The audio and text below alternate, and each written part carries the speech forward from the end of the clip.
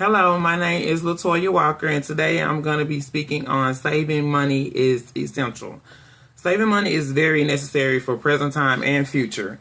How I came to realize how important it was to save was back in 2006 when I had some unexpected health issues. To make a long story short, I was pregnant with child, and I also had my gallbladder also ruptured while I was pregnant. So it was a real iffy situation, but I ended up being off of work for the full 3 months that they allow you, and I did not get paid for those 3 months. And I did not have any money saved at the time. I was younger, of course. I didn't really think things through at that point, but I didn't save any money at all. I would make money and I would spend it. That's just how I would do it. I didn't even think about anything like that. But that situation did show me that I needed to save money, and luckily I had my husband at the time and my family to fall back on that helped me get through that situation. But that is when I realized that saving money is essential. Firstly, I'll discuss the issues that arise when you don't save money. The problem is that people overspend and don't put enough money into their savings. Firstly, we need to establish a difference between wanting an item and needing an item. I know I do it too. I say to myself, hey, I need a new pair of shoes. Well, I really don't need that new pair of shoes because I have 20, 30 other pairs of shoes right now that I don't use and can't wear all at the same time anyhow. So we have to establish a difference between want and need first.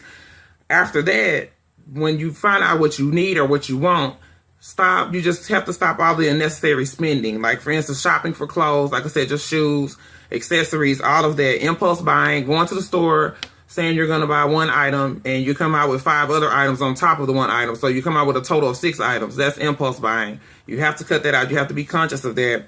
Also, people waste money by eating out. Eating out is very expensive. Every time I go out to eat, I spend at least $15, $25, $30 every time I go out to eat. Also, too, wasting money on entertainment, like, for instance, movies and athletic events and sporting events, that's just wasting. Also, the most important thing is wasting money by renting versus buying a home. If you're buying a home, of course, you're putting money into a home, but it's going to be yours one day. Renting, you're just throwing that money away every month. That's just a total waste of money. Next, I'll explain the problem solver. Saving money is very necessary for present time and future. This is only shopping for apparel and clothes when they are needed, not when they're wanted, when they're needed.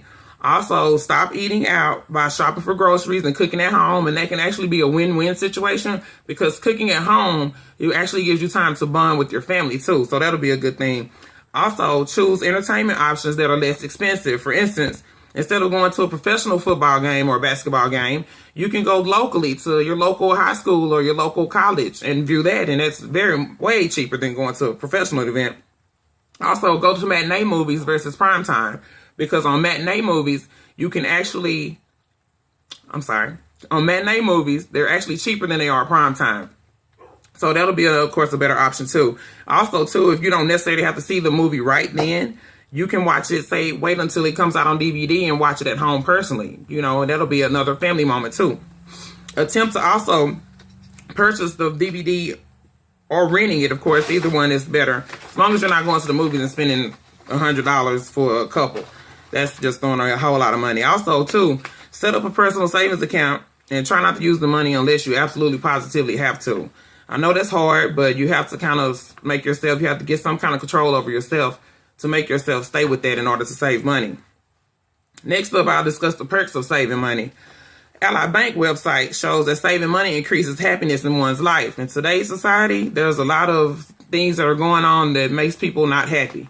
Of course, saving money would increase your happiness. Also, savings can help you with your retirement too. Of course, you also have your 401k. Most jobs do. I know my job does. They have a 401k where they match the dollar amount that I put into the account. But outside of that, it does not hurt to have extra money in your savings account for your retirement also.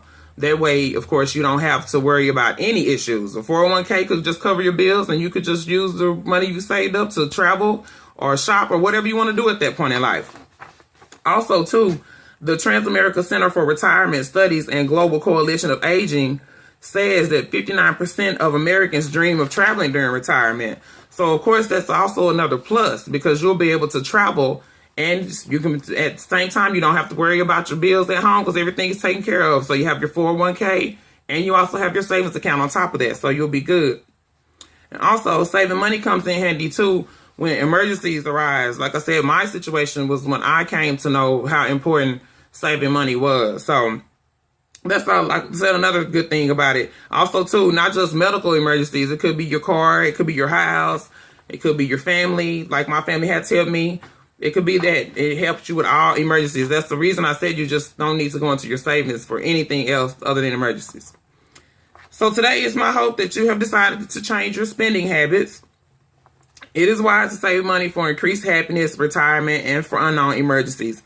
Like I said, you can set up an account at your local bank or credit union or whichever one you want to use. Try not to take any money out of it at all. Also, be conscious of your spending. Like I said, don't do impulse buying.